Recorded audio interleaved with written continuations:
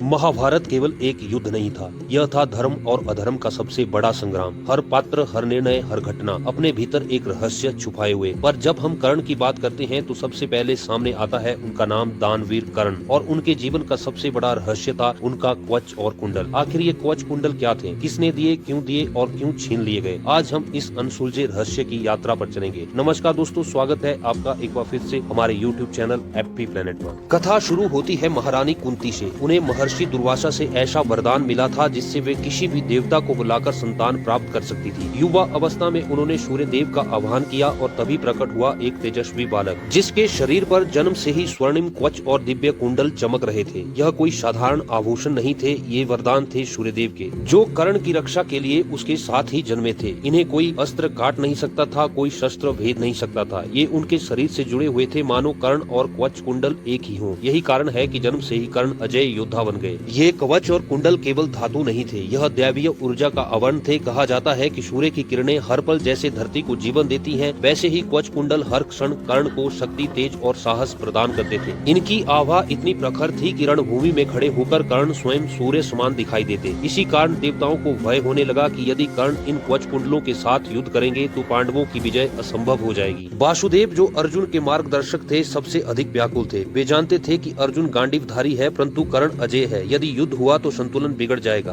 तब एक योजना बनी और उस योजना का उद्देश्य था कर्ण से उनके कवच और कुंडल छीन लेना। एक दिन एक ब्राह्मण वेशधारी याचक कर्ण के सामने आया और उसने दान मांगा। कर्ण ने मुस्कुराते हुए कहा, मांगो, तुम्हें क्या चाहिए? याचक बोला, मुझे तुम्हारा जन्मजात कवच और कुंडल चाहिए। क्षण भर के लिए कर्ण मौन हो गए। वे समझ गए कि यह कोई साधारण ब्राह्मण नहीं, यह स्वयं देवताओं के राजा इंद्र है। पर कर्ण तो कर्ण ही थे, दानवीरता उनकी आत्मा थी। उन्होंने बिना विलंब, बिना हिचक अपने शरीर से कवच और कुंडल काटकर दान कर दिए। रक्त बहा, पीड़ा हुई, पर उस क्षण कर्ण का नाम अमर हो गया। इसी कारण कर्ण को दानवीर कर्ण के नाम से जाना जाता है। कवच कुंडल जाने के बाद कर्ण दुर्बल तो नहीं हुए, परंतु वे नश्वर हो गए। इंद्र ने प्रसन्न होकर उन्हें शक्ति अस्त्र दिया, जो केवल एक बार प्रयोग किया जा सकता था। पर दुर्भाग्य देखिए, कर्ण ने उसे अर्जुन पर नहीं बल्कि घटोत्कच को मारने में इस्तेमाल कर दिया। यहीं से महाभारत का युद्ध एक नई दिशा में मुड़ गया। कवच और कुंडल केवल शारीरिक सुरक्षा के लिए नहीं थे, वे कर्ण की दिव्यता का प्रतीक थे। जब कर्ण ने उन्हें दान कर दिया तो इसका अर्थ था उन्होंने अपने अहंकार, अपने जीवन और अपने अस्तित्व तक का दान कर दिया। यही कारण है कि वे आज भी केवल योद्धा नहीं बल्कि दानवीर कर्ण के नाम से जाने जाते हैं। यदि कर्ण के पास कवच कुंडल रहते तो क्या अर्जुन उन्हें पराजित कर पाते? क्या धर्मराज की विजय संभव होती? शायद नहीं। पर नियति ने स्वयं कर्ण से उनका कवच कुंडल छीनकर धर्म और अधर्म के बीच संतुलन स्थापित कर लिया। यही महाभारत की खासियत है, जहाँ हर घटना पूर्व नियोजित लगती है। कर्ण का जीवन हमें सिखाता है कि असली वीरता केवल युद्ध जीतने में नहीं बल्कि दान, त्याग और मानवता में है। कवच और कुंडल उनका बाहरी बल था, पर असली तेज तो उनके त्याग में था। आज यदि हम अपने स्वार्थ, अहंकार और लालच का कवच उतारकर मानवता को दान कर दें तो यही कर्ण का आदर्श है, और शायद यही कवच और कुंडल का सबसे बड़ा रहस्य है। यह वीडियो आपको कैसी लगी हमें कमेंट करें। ऐसी ही और वीडियोस देखने के लिए हमारे YouTube चैनल एफपी प्लेनेट को सब्सक्राइब करें, बेल आइकन को प्रेस करें ताकि हमारी वीडियो का नोटिफिकेशन आप तक आसानी से पहुंच सके। जल्दी ही किसी नए विषय पर एक नई वीडियो के साथ हम आपके सामने जल्दी ही उपस्थित होंगे। तब तक जय हिंद, जय भारत।